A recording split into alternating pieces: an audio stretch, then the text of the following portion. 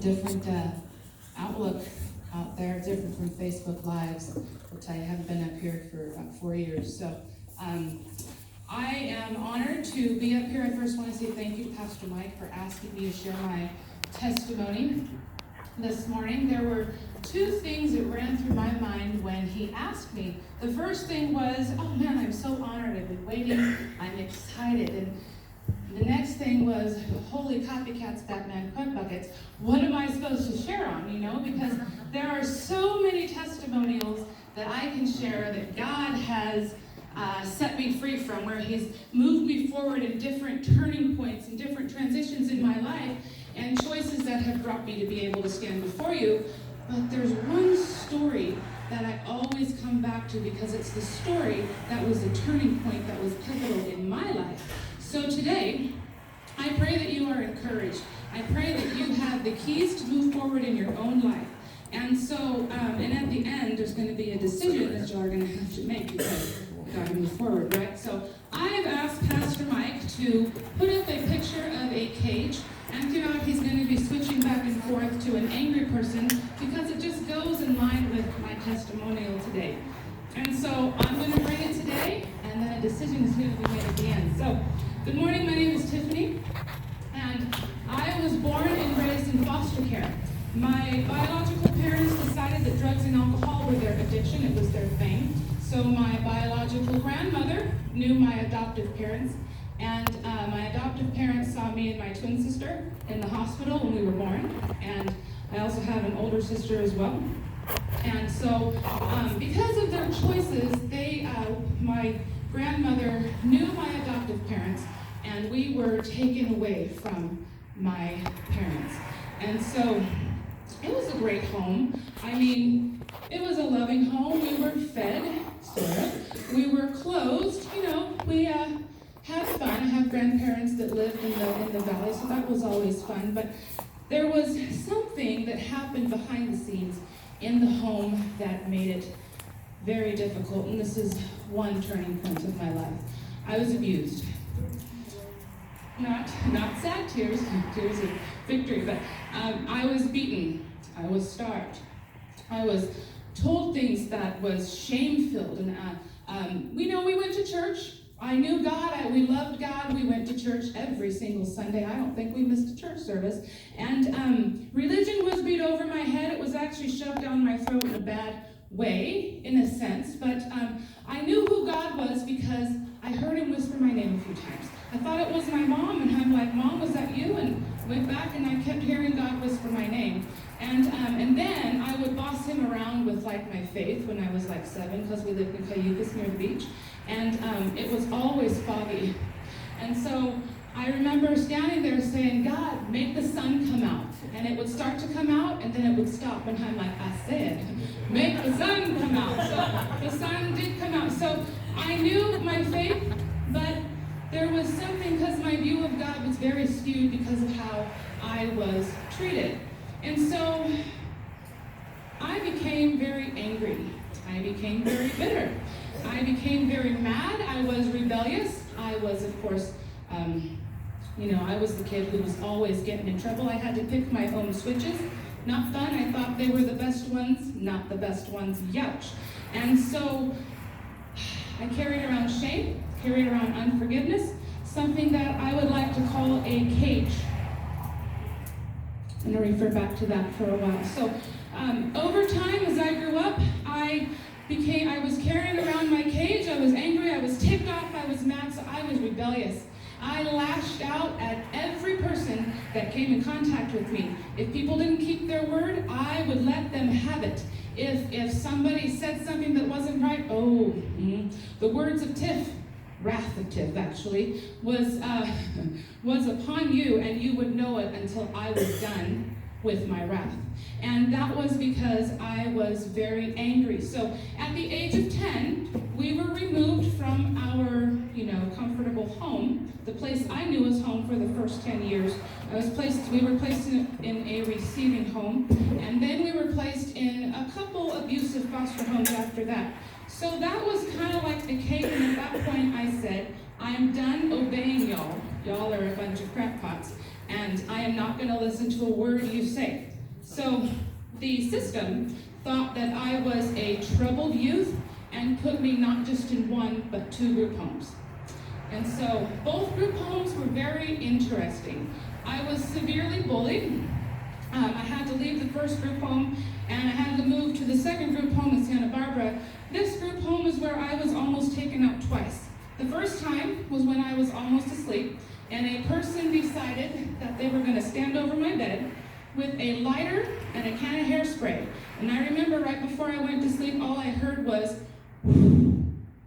I said, oh, a few choice words that I will not repeat in church, but I was like, what are you doing with that? And so that was number 1. Number 2 is when I was sitting at the table across from the staff room, there was a staff person laying on the floor reading a book, perhaps studying whatever. All of a sudden there was this bully that came over and sat down, and all of a sudden I just heard, Jessica, what are you doing with that knife? I had absolutely no idea that she had a knife hidden in her sleeve, whatever. But she got up, verbally abused me, blamed me for her problem. And yes, I did have to walk through a whole bunch of stuff for that. But so I was blamed, called names that I will not repeat. But that was part of the icing on the cake, which added to my cage, which added to my anger, bitterness, and resentment. Oh yeah. So I grew up, ended up moving from foster home to foster homes. That was fun, living out of cardboard boxes. And I was able to graduate high school. I don't know if anyone in my biological family other than my twin sister graduated high school, but I was happy to walk across that stage because I almost didn't graduate.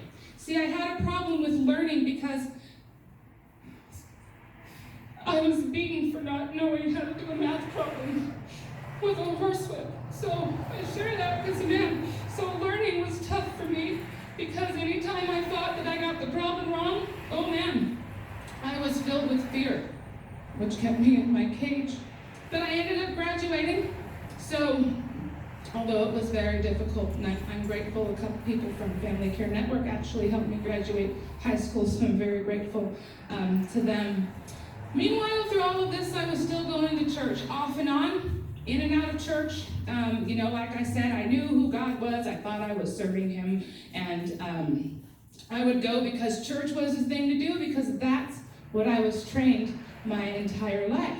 So, but going through church, I still carried around guilt, anger, blame, shame, going to church, praising God. I could quote scripture, but I was still ticked off as a hornet's nest.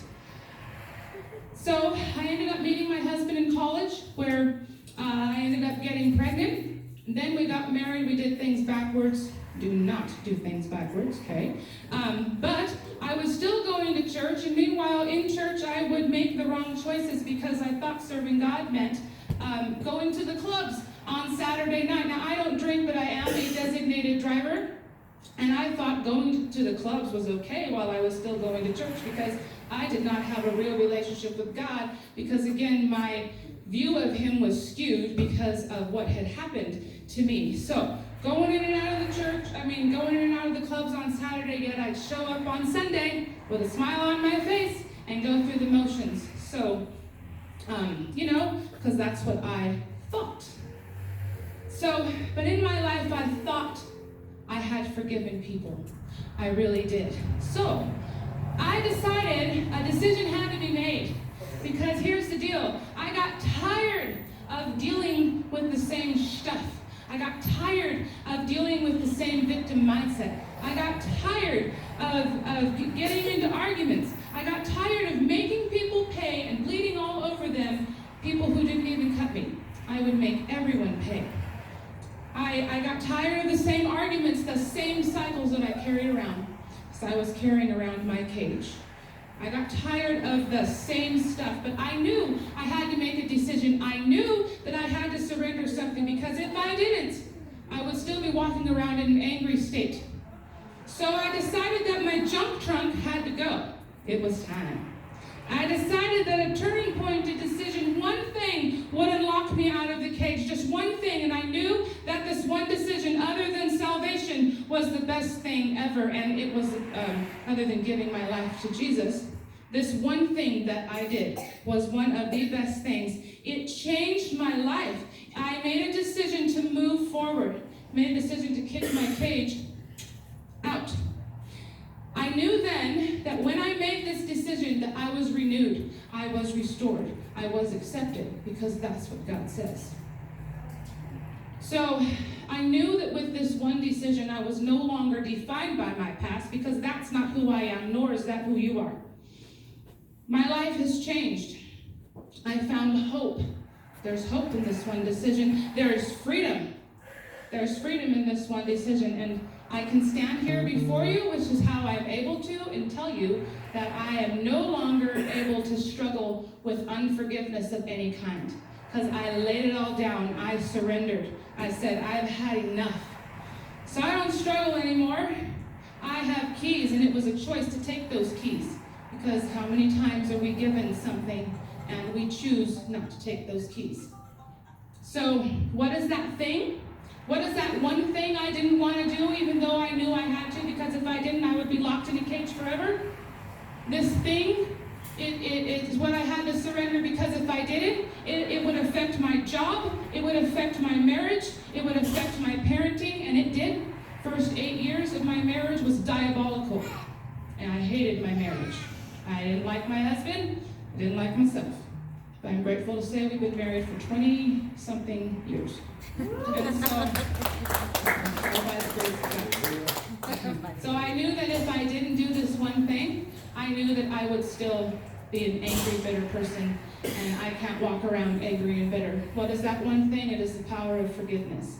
The day I learned about forgiveness was the best thing ever, because it let things go. I can now stand before you and honestly tell you with boldness that I am a professional forgiver. It is not easy. No one deserves to be forgiven. I didn't deserve to be forgiven. What I deserve is hell. But God came down, sent his son, forgave me. So I don't have any business carrying around unforgiveness towards people. I don't have any business holding people captive because of my junk. So, to close, I don't know what y'all are struggling with. I don't know what you came here with today. I don't know. Maybe you came here today and maybe what you heard, you're like, dude, I want more of this forgiveness stuff, whatever she's talking about. Maybe I have been carrying around some stuff for so long that you try to surrender, but you just don't know how. Today I gave you the keys on how to surrender. It's a choice. So I don't know about y'all, but the theme I talk about is moving forward.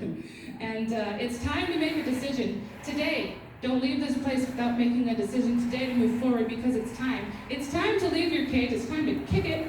It's in a sea of forgetfulness. Stop dragging that sucker around. Make your choice today, and it's time to walk in freedom. Thank you. Amen.